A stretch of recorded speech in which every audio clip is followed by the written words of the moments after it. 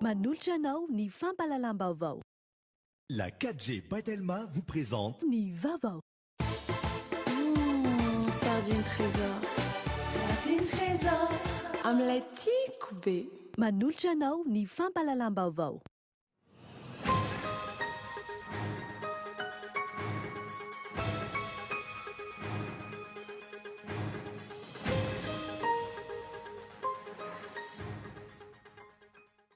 Ijerva olana mahakasika ny fitantanana Elizabeth ny firenena malagasy sy ny firenena frantsay araky ny votra androany nandritra ny fionan'ny filohan'ny Republikan'i Madagasikara sy ny filoham-pirenena frantsay. Nambara ny filoham-pirenena frantsay Emmanuel Macron fa hiamafy ny fiara-miasa eo amin'ny firenena roa. Maro amin'ireo mpampiasa lalana no tsy manaja ny lalana nasipampanamboarana amin'izao fotoana izao raha-tsikaritra ny taleparitry ny fanajariana ny tany, toeram-pinena sy ny asa vaventy. Tokony hosarotiny amin'ireny fananana iombonana ireny ny olom-pirenena tsirairay avy ary fampiteny sy hikojakoja izany raha ny fanazavana azo. Manana ny lanjany amin'ny fampandrosoana ny firenena ny famokarana amin'ny alalan'ny fampiasana fitaovana lehibe na ny agribusiness. Efa matomboka eto amintsika izany saingy mbola mila ho amafisana ahafahana mamokatra bebe kokoa. Taorian'ny fitarainana nataon'ireo mpiasa anjatony amin'ny orinasa iray mpanao simenitra eny Ambohimanambola teny amin'ny inspection de travail dia naneho ny fitarainana tamin'ny mpanao gazety izy ireto amin'ity androany ity.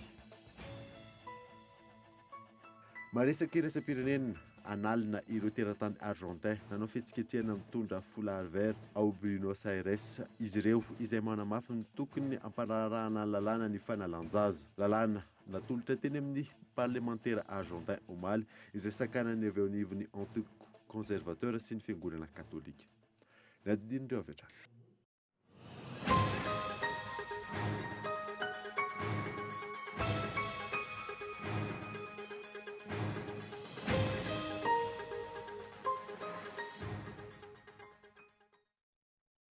Nahatra topo klasy tompoko fotoana vaovao eto amin'ny Kultivika Nasional anaraka izany hatramin'ny farany. Nanomboantsika ny vaovao dia hijery vahaolana mahakasika ny fitantanana ny Elizabeth sy ny firenena malagasy sy ny firenena frantsay araky ny votra androany nandritra ny feonan'ny filohan'ny Republikan'i Madagasikara sy ny filoham-pirenena frantsay. Nanambara ny filoha frantsay Emmanuel Macron fa hiamafy ny fiara-miasa eo amin'ny firenena rototo fanadiny miantarandrianay. Elizabeth lohahevitra nandrasan'ny vahoaka malagasy manoloana ny fionan'ny filohan'ny Republikan'i Madagasikara Andry Rajoelina sy ny filoham-pirenenan'ny Frantsay Emmanuel Macron nangataka ny hijerena vahaolana mikasika ny fitantanan'ny Tinosy ity ny filoha Andry Rajoelina nandritra ny fionana androany. Comme vous le savez, Monsieur le Président, Madagascar s'est engagé. Araky ny efa fantatrao Andriamatoa filoha mandray an-tanana ny hoavy ny Madagasikara ankehitriny. Zava-dehibe aminay ny ambom-pirenena. Izahay ny vahoaka malagasy dia saro-piaro amin'ny taniny ary ny Elizabeth dia mariky ny fiandrianam-pirenena malagasy. Ary isaoraka ianao satria dia tena mila mijery vahaolana isika, mila mandroso hatrany ihany koa. Ary ireo zavatra tsy vita hatramin'ny taona 1997 dia tokony hijerena vahaolana. Manoloan'io amin'ny alalan'ny vahoaka malagasy dia angatahiko amin'ny fomba ofisialy aminao Andriamatoa filoha ny hitadiavana vahaolana amin'ny fitantanana na ny famerenana ireo Elizabeth ho an'i Madagasikara. Angatahako amin'ny anaran'ny tenako manokana izany ary amin'ny anaran'ireo malagasy 520 tapitrisa. Mba ahafahana manatotosa izany dia manolotra hevitra aho ny ananganana komisionna iraisana. Dingana voalohany amin'ny fijerena vahaolana manoloan'io ny fananganana atao anatin'ny fotoana fohy komisionna avy amin'ny rotonta. Nous avons évoqué plusieurs sujets. L'un qui nous concerne l'un et l'autre, c'est celui des îles éparses. Sur ce sujet, on a eu une discussion très franche et très directe. Ma volonté est que nous... Lohahevitra maro no noresahantsika. Isan'izany ny mikasika ny Elizabeth. Mikasika io, nisy ny fifanankolozan-kevitra, hojerena avokoa ny lafin'ny fiaraha-miasa, politika, ny lafin'ny fitantanana, mba hahazahoana vahaolana iraisana. Ary amiko, ny tanjona azo tratrarina dia any amin'ny fankalazana ny 29 Jona ny taona ho avy. Inoko fa hahita vahaolana isika mandra-pahatonga ny fankalazana io. ny fehim-potoana ahitana izay vahaolana izay izany dia eo amin'ny herintaona eo farafahelany. Voilà le délai, c'est-à-dire un peu plus d'1 an, maximum. Ankoatra izay nanamafy ny filoha Andry Rajoelina fa hiova tsy taky ny tany aloha ary hatsara ny fiara-miasa amin'ny firenena frantsay sy ny firenena malagasy. Ny tenany izay nanasa ny filoha Emmanuel Macron hanatrika ny fankalazana ny fahefapolo taonan'ny fahaleovantenany malagasy. Teboka maro no anohanana ny Madagasikara taky ny eo amin'ny sehatry ny angovo, rano fisotro madio, fahasalamana, fandriam-pahalemana, tontolo iainana, fampianarana sy ny maro hafa. Fanaova-tso ny mpiara-miasa maro ihany koa raha tsy haivina ny toto-saina nandritra izao fitsidiana nataon'ny filoha Andry Rajoelina any an-toeran'izao. Fahita taratra ny ezaky ny tompon'andraikitra isan-tsokajany tamin'ny fanatanterahana fifidianana solombavamboaka teto Madagasikara na teo aza ny indro kely madinidinika izay arafehezina ny fanambarana nataony teo anivon'ny SADC tamin'ity androany ity. Michel Arnarzon. Teboka maromaro mikasika ny fahatanterahana ny fifidianana solombavambahoaka teto Madagasikara no nasian'ny SADC resaka io maraina io. Amin'ny ankapobeny nanady ireo fepetra rehetra mahalavarary ny fifidianana, ireo ratsy mangaka rehetra raha ny fanazavan'izy ireo.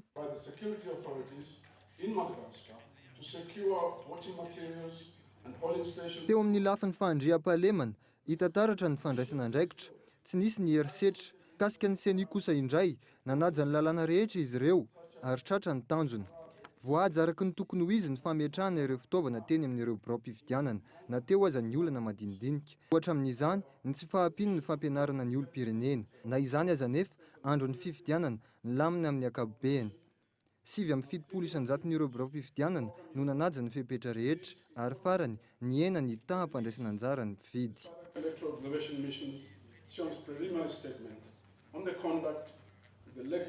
Etsy ankilany hita taratra ny ezaka ho izy ireo saingy mbola betsaka ihany koa ny fanatsarana mila tohizana mba halavarary ny fanatanterahana ny fifidianana amin'ny firenena andalam-pandrosoana tahaka ny Madagasikara.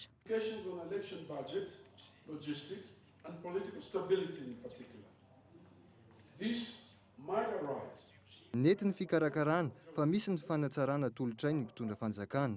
Ohatra amin'izany ny fanatsarana ny fikarakarana ny lisam-pifidianana, ny fitsinjarana ny karapanondrom-pirenena. Ny olona manana fahasembanana amin'ny maso ihany koa tokony nanokanana bulletin tokana. Ny fampianarana ny olom-pirenena na ny éducation civique mila hamafisina. Isan'ny voaresaka ihany koa ary mety nanakana ny filatsahan'ny kandida ny lela volana otakina. Mila dinihana ny amin'izay. Ary farany mikasika ny haino manjery mba tsy hisiny ny fitany lany dia tokony mametra ny fitondram-panjakana. The High Constitutional Court of Madagascar, the Senate of Madagascar. Io maraina io tetsy Anosy no natanteraka ny fanambarana mialoha ny famoahany senisy ny fitsanana avy momba ny lalam-pandrenana valim-pifidianana solombavambahoaka ny SADC. Fanambarana izay vokatry ny fanaraha-maso nototsain'ny mpikambana miisa 12 tamin'ny faritra 2020 teto Madagasikara. Fa efa hita soritra ny fahazahoan'ny mpitondra ankehitriny maro anisa eny amin'ny anteny miram-pirenena amin'ireo ampahambokatra tsy ofisialy voaray eny anivon'ny seny. Endriky ny demokrasia sy antoka amin'ny asa famansorana izany raha ny fanazavana azo. Rarsona Iandry. Endriky ny demokrasia eran-tany ny fanana mpitondra maro anisa amin'ireo antoko na vondrona antoko mamaritra ny anteny miram-pirenena izay fa hifanampanao lalàna. Ny fisian'io maro anisy io dia antoka ho an'ny fanatanterahana ny asa fampandrosoana izay fanamby napetraky ny mpitondra malagasy ankehitriny tamin'ny vahoakany. Hoy ny fanazavan'ny mpahay lalàna nanaovana fanadihadiana androany, 2 andro aty aoriana nanatotosana ny fifidianana solombavambahoaka eto amintsika. Tena anatina régime semi-parlementaire tsika eto Madagasikara. Ny dikan'izay zany ninona mafisan'ny fahavononana sy ny asa izay ataon'ny filoham-pirenena ao amin'ny pouvoir exécutif zany izay mitondra ity firenena ity dia tsy maintsy ilaina foana ny fanomezan-tanana amin'ny parlemanta ary indrindra moa zany amin'ny anteny miram-pirenena. Izany hoe ny antoko na vondrona antoko izay norona amin'ny filoham-pirenena zany dia ilaina ny fananana maro anisa amin'ny anteny miram-pirenena.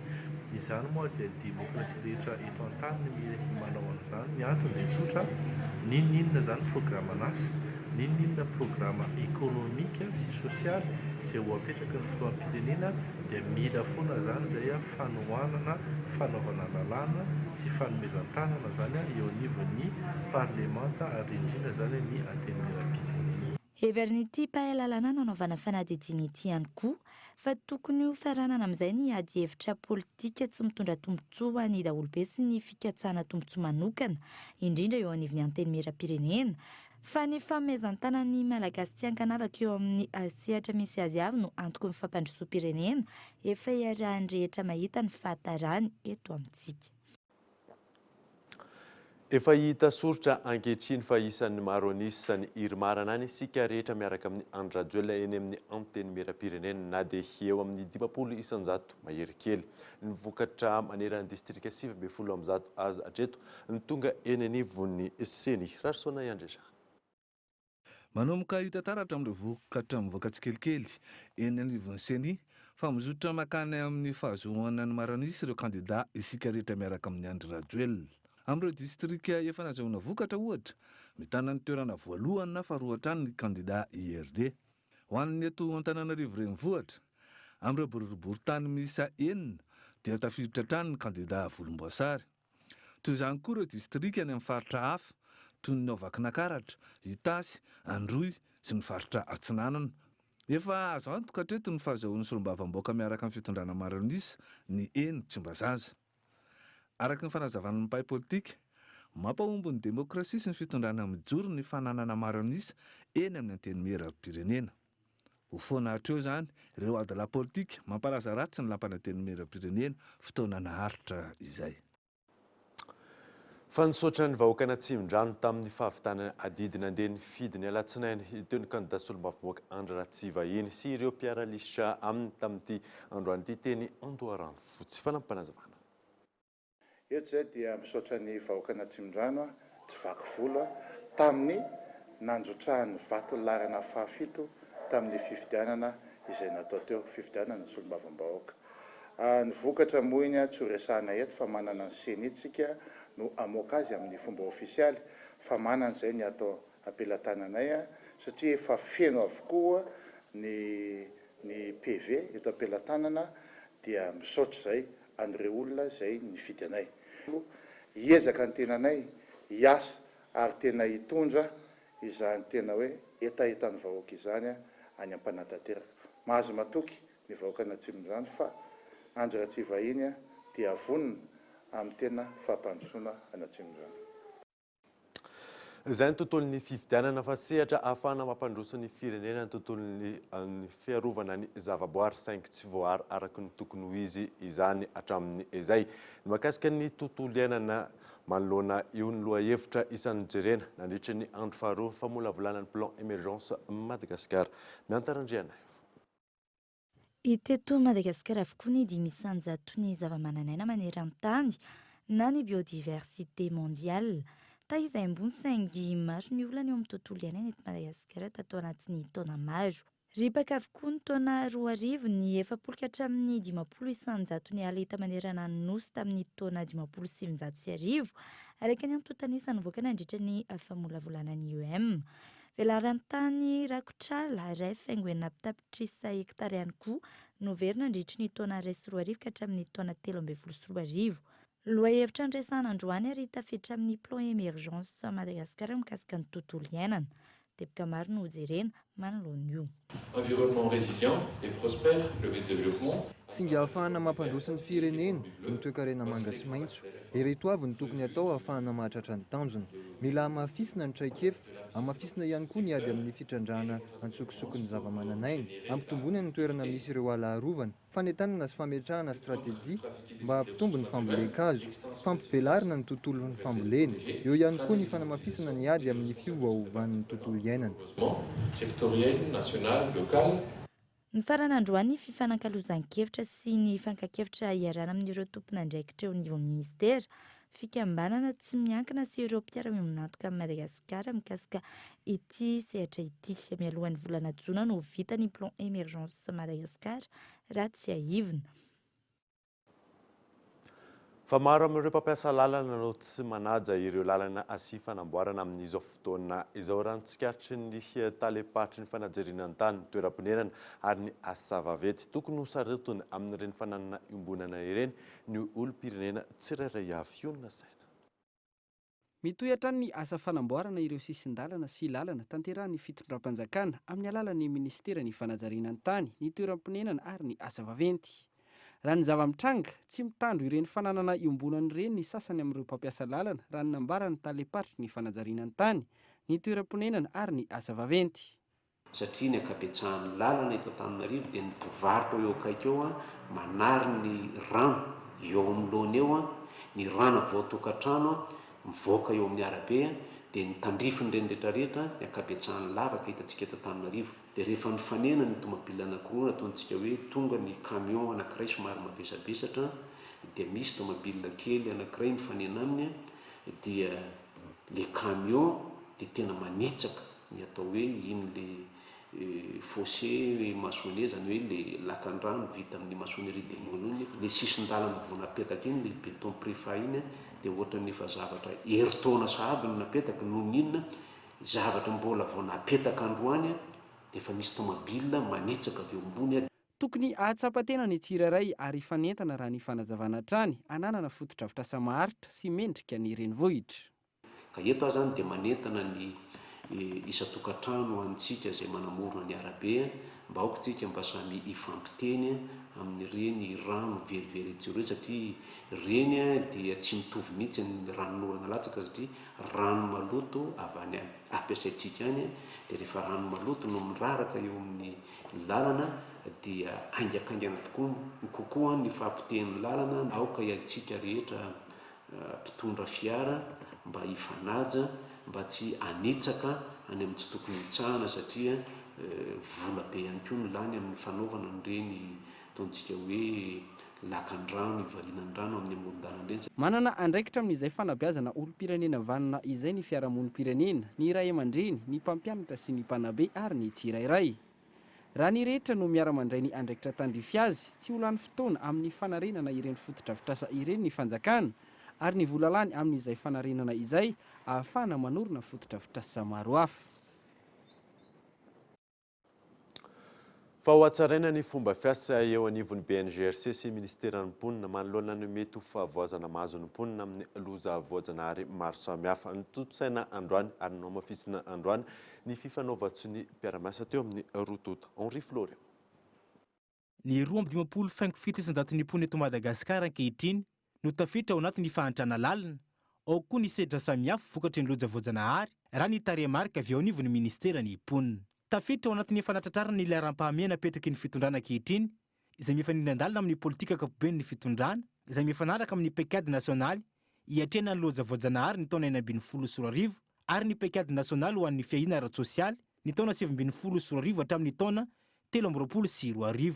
Ireo pekady roa ireo izay mikendry ny ahafahan'ny fianakaviana tra-pahasahiranana miatrika ny fahasahiranana vokatry ny fahavoazana. Hatsaraina sy hamafisana ny fiaraha-miasa eo anivon'ny BNGRC sy ny ministeran'ny mponina ankehitriny. Dia ao anatin'ny situation d'urgence rehefa misy zany ny tranga mety miseho dia mifanampy avy hatrany ny BNGRC hitantsika reny ny benibeny amin'ny fomba fiasa mandray an-tanana ny loza avy hatrany ny ao amin'ny BNGRC mijery ny andraisana an-tanana eo no eo ny olona sahirana. Ny ministera mponina dia manana anjara lehibe koa ao anatin'izay satria ny ministera mponina no miandraikitra ny ataontsika hoe prise en charge psychologique, prise en charge sociale areny vahoaka ireny. Fifanampiana ho iaho teo, fifanampiana, fifanomezan-tanana izay tena zava-dehibe. Fa ny coordination dia samy manana coordination ihany fa miara-miasa. Efa nisy fiara-miasa tena mafisina bebe kokoa zany izay fiara-miasa izay amin'ny fanaovantsika somety. Tamin'ity androany ity, nisy ny fifanaovantsony mpiara-miasa teo anivon'ny ministeran'ny mponina sy ny BNGRC izay misahana mivantana ny fiahina ara-sosialy ny mponina izay entana namafisana ny fiara-miasa eo anivon'ny rotonta ho fanatsarana ny fiahina ara-sosialy ny mponina aorian'ny vona izay mety mitranga. Faolana goavana amin'ny fampandritany ny resaka dahalo ambony latabatra olon lehibe ny etamajoro ny tafika malagasy 700 amin'ny fiadina amin'ny asan-dahalo no voafe raha toka misy ny fepetra raisina amin'ireo dahalo ambony latabatra ireo raha ny fanazavana hatrany tatajivery asa. Misy ny asa fampandritany amin'izao fotoana izao any amin'ny faritra avaratra ny tapany andrefana ny avony ary indrindra ny faritra atsimo sy atsimo andrefana no nanatanterahana izany. Vokany tsy ny hena firy ny alatromby fa afaka mivezivezy sy maneho ny asany andavanandro ny vahoaka. Mbola misy ihany anefa ireo dahalo sa hoy ny lehibe ny etamajoro ny tafika malagasy. Mafy ny fifandonana amin'izany raha ny fanazavana hatrany. Ohatra amin'izany ny any Soalaka izay nisy miaramila maty ary manamboninahitra mbola miady amin'ny fahafatesana. Any Amboasary Atsimo anjato no ireo dahalo niova fony niverina indray. Antony goavana ny fahatanjahany dahalo ambony latabatra raha ny fanazavana hatrany. Ny olana goavana ao anatin'io dia izao matanjaka be ny dahalo ambony latabatra.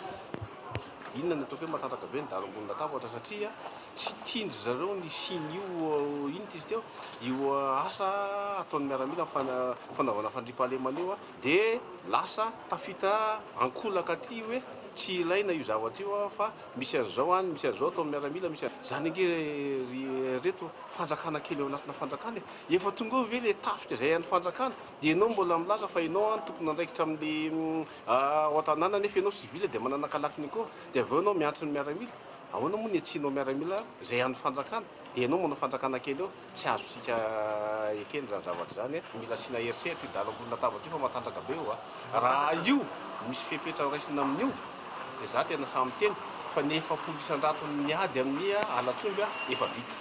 Misy ny atao hoe règle de comportement ho an'ireny miaramila mpampandritany ireny. Ao anatin'izay nisy ireo miaramila telo ny ompefy tany Isandra izay voalaza fa nanolona tovavy. Efa mandeha ny sazy miaramila ho an'izy ireo amin'izao. Nisy ihany koa miaramila première classe tany Morondava izay nisoloko koloniely sady naka vola etseroa efa migadra ity miaramila ity amin'izao fotoana izao.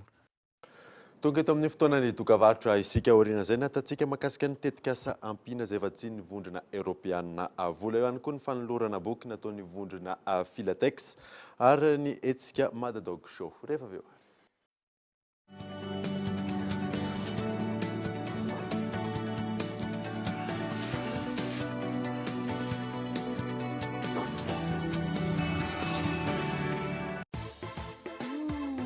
Sardine trésor. Sardine trésor. Sardine trésor. Sardine matchia Sardine trésor. Mety be miaraka amin'ny salady, mofo na hoe atao goûter ny ankizy. Sakafo rehetrarehetra hasoandrala ela miaraka amin'ny tsakitsaky. Sardine trésor. Qualité-nazy ao tsara. Riche en oméga. Ilaina be rehefa mifety indrindra mofa miaraka amin'ny fianakaviana. Sardine trésor. Amin'ilay tiako be.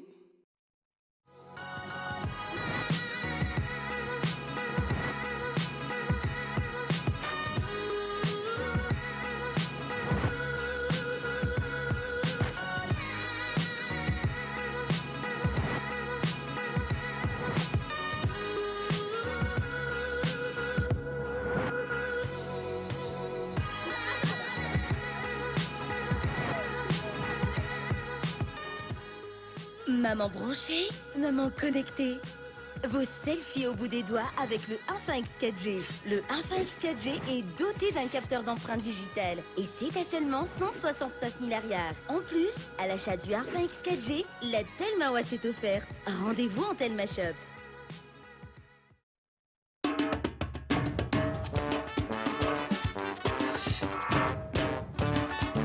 Stylo Bic Cristal. Hitanao eny amin'ny mpivarotra rehetra na any am-piasana na any am-pianarana. Naiza ny ampiasana ho azy, azo antoka hatrany. Mateza ary tsy mora simba. Stylo Bic Cristal, maharitra. Bonjour. Bonjour. Je suis en poudre à mon sachet, dans la riche en vitamine C. Bonjour. Bonjour. Bonjour. Bonjour. Ma patanzaka, zem suka samba samba cha. Bonjour. Bonjour Nariwe. Bonjour. Bonjour. Maru karazina gu amnas, salano tazamia namnas. Jitika diabe. Bonjour.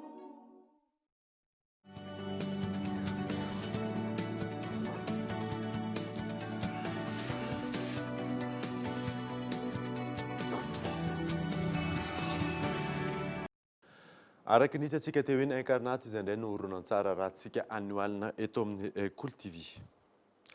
Fa ny an'izantsika ny vaovao dia manana ny lanjany amin'ny fampandrosoana ny firenena amin'ny famokarana amin'ny alalan'ny fitaovana lehibe na ny agribusiness.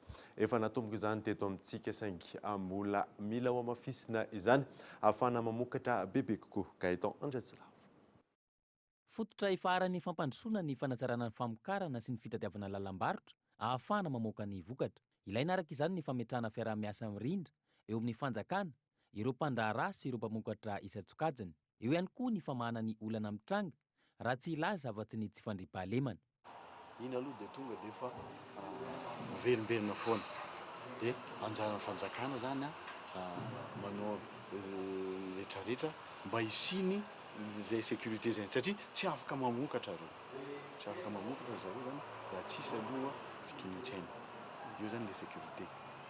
Dia fanjakana koa zany mitaka amin'izareo mampiasa le mpiompy manodidina amin'le toerana zay anaovandreo zany ny famokarana amin'ny ankapobeny. Ka zay zany anisany votoasin'izao atelier zao zany ametrahana zay lamina zay. Tsy zava-baovao, efa ela no noroso tamin'ny agribusiness na ny famokarana mitodika amin'ny tsena amin'ny alalan'ny fampiasana fitaovana lehibe isika eto Madagasikara. Ohatra amin'izany ny fiompiana omby sy akoho. Efa natomboka io satria efa misy mpandraharaha efa misehatra an'io. Any Vohiamaro zao efa nanamboana an'io. Misy orinasa anankiray zany mikarakara an'io. Efa natomboka io dia manamafy fotsiny zany ny sisa atao zao hoe miantso mpandraharaha zany mba hiditra amin'io. Satria asadinareo fa anatin'ny PEM le anisany secteur clé ny agribusiness. Ka efa nomboka izy io, efa nisy natao indrindrandrindra moa amin'ny fiompiana akoho, efa misy fiompiana omby, efa manomboka.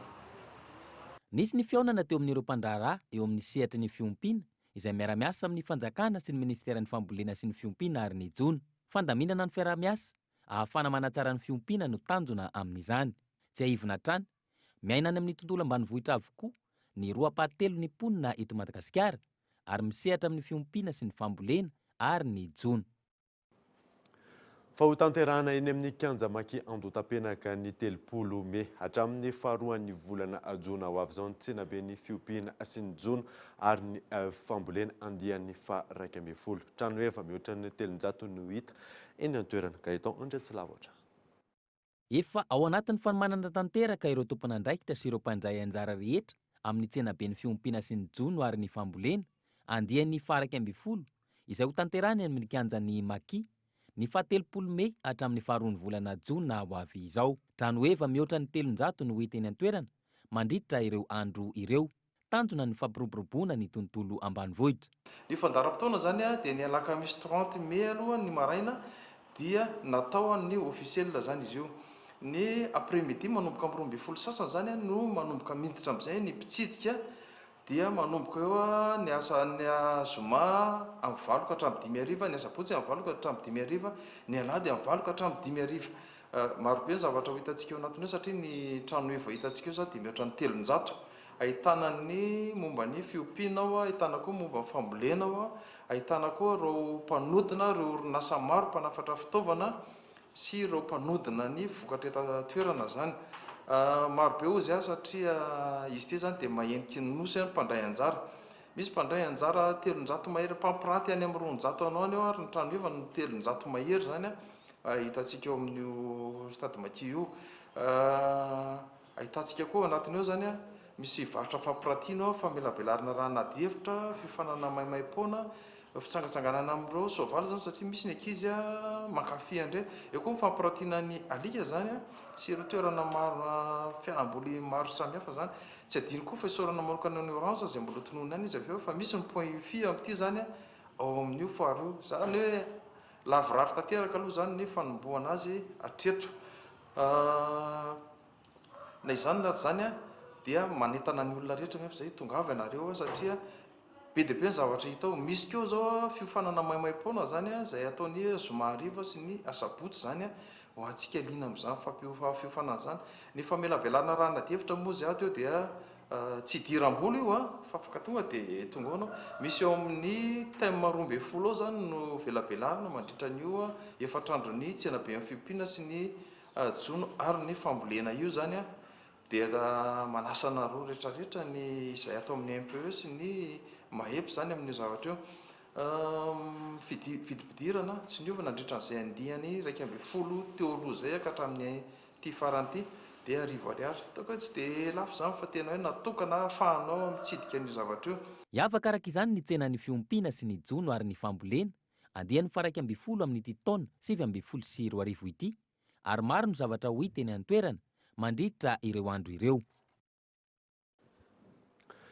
Fa malalaka ny tsena ho an'ny CAP-ariana trondro eto amin'ny faritra Analamanga tsy maharaka ny tinady ny tolotra raha ny fanazavan'ny ireo mpisehatra.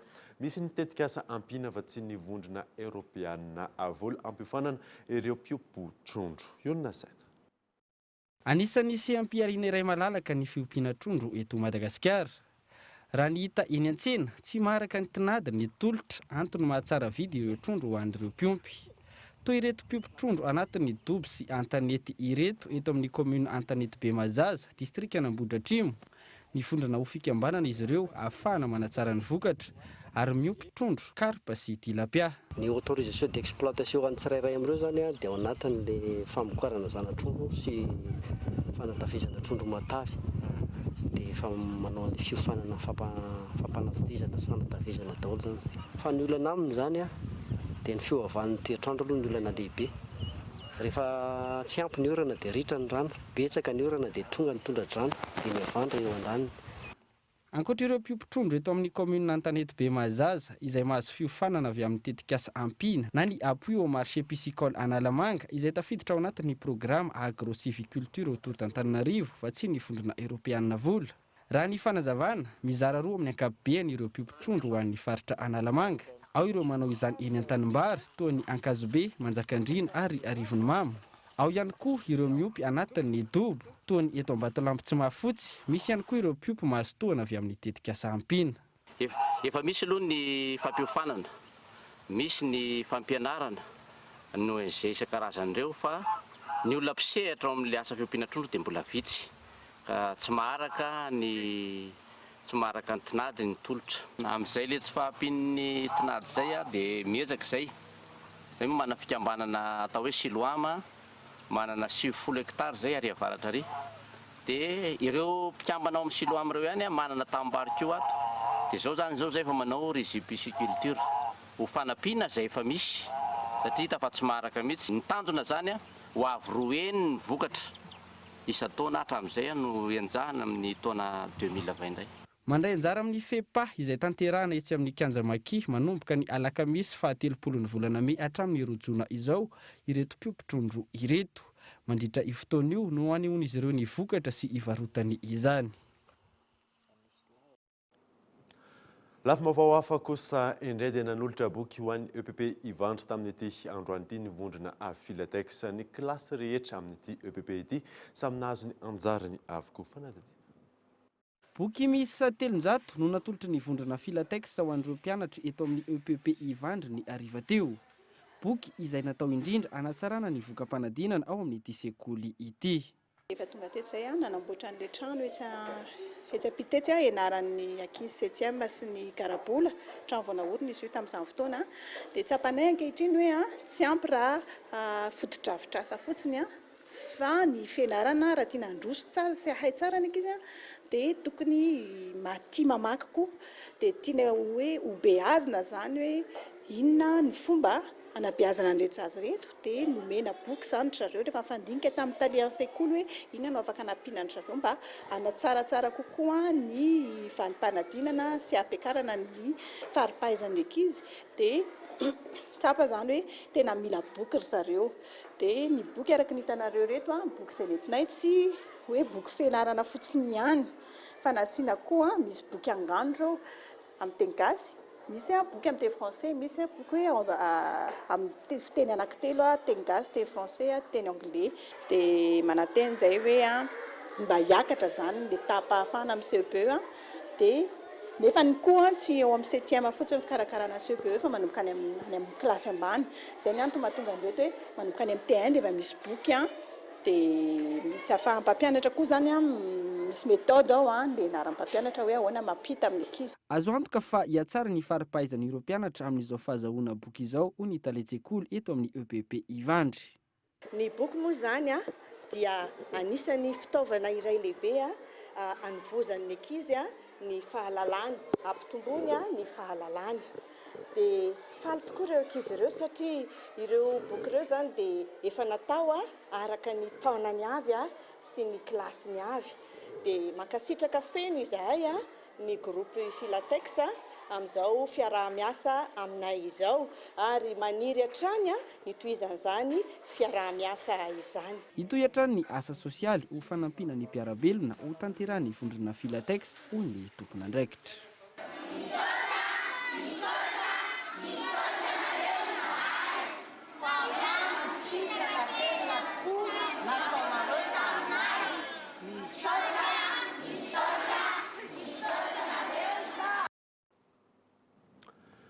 Fatahorinan'ny fitarainana nataon'ireo mpiasa anjatony amin'ny orinasa iray mpanao simenitra eny ambony manambola ateny amin'ny inspection de travail adenaneo ny fitarainana tamin'ny mpanao gazety izy ireo tamin'ity androany ity Rarsona Yamtry.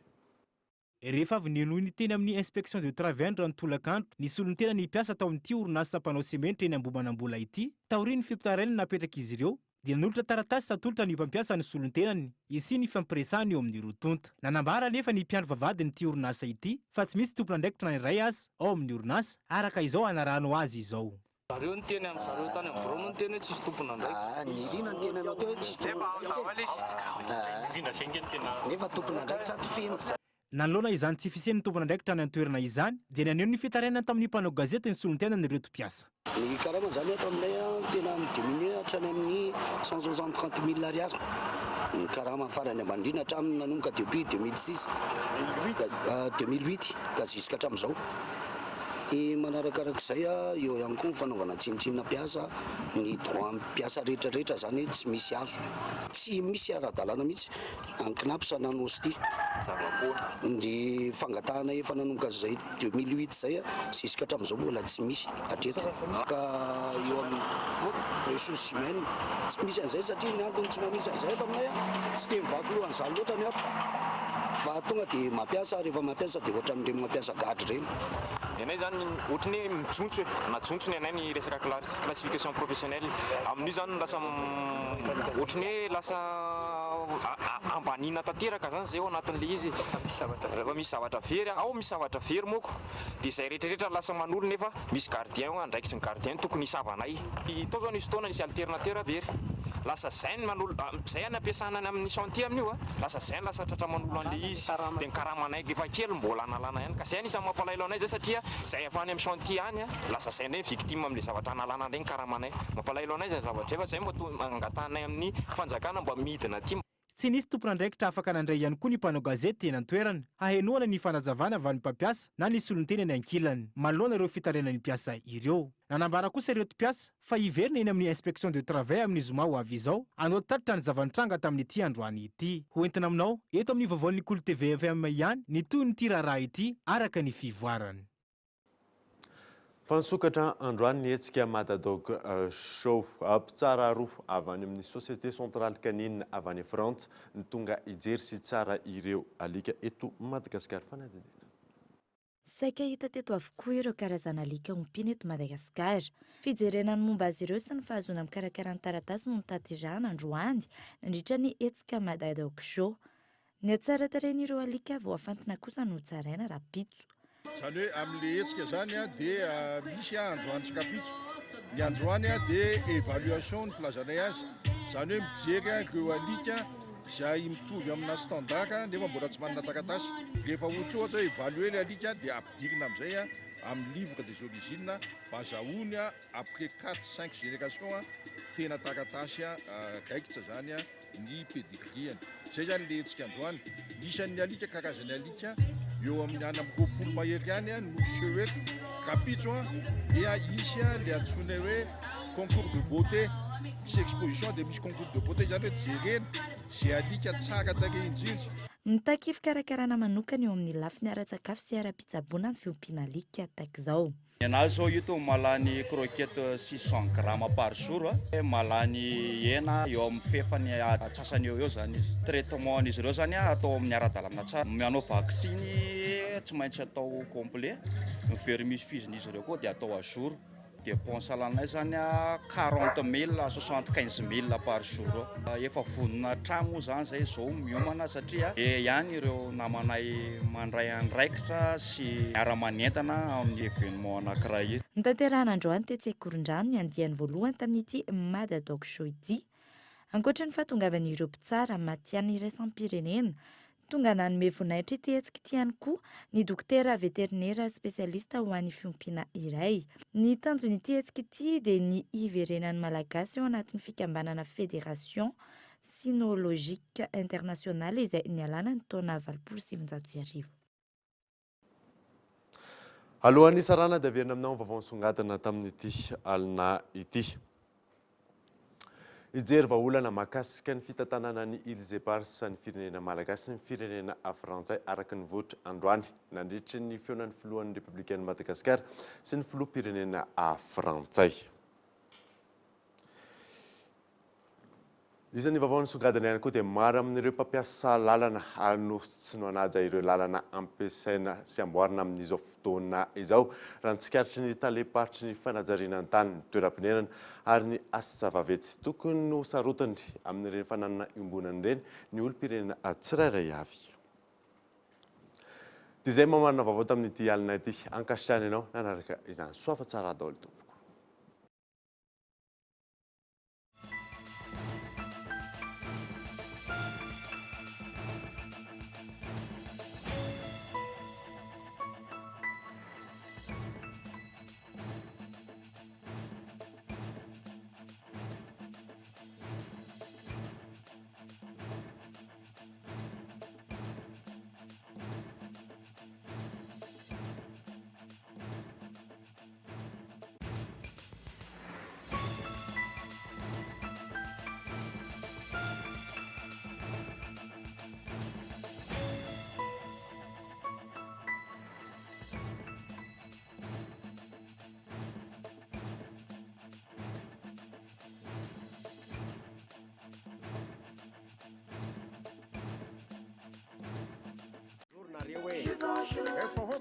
Maro karazana goût aminazy, tsara loatra zamiana aminazy. Jutsika jiaby, bonjour. Nanolotra anao teo ny fampalalam-baovao. La 4G Patelma vous a présenté Ny Vavao. Sardine trésor. Sardine trésor. Omelette coupée. Nanolotra anao teo ny fampalalam-baovao.